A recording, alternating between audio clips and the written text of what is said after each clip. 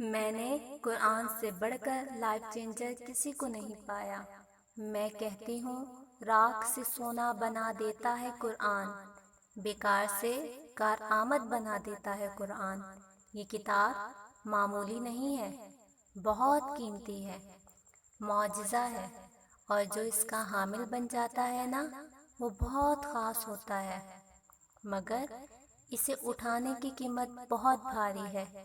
یوں ہی تو نہیں، اللہ تعالیٰ نے فرمایا اگر یہ پہاڑوں پر نازل ہوتا تو پہاڑ اللہ کے ڈر سے ریزہ ریزہ ہو جاتے۔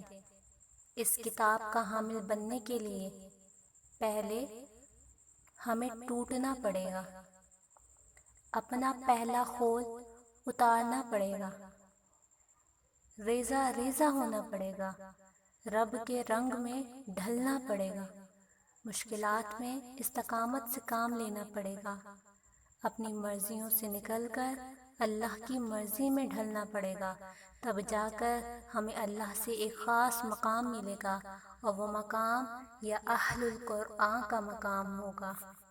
اب یہ سوچنا ہے کہ کیا ہم اس مقام کو پا سکتے ہیں؟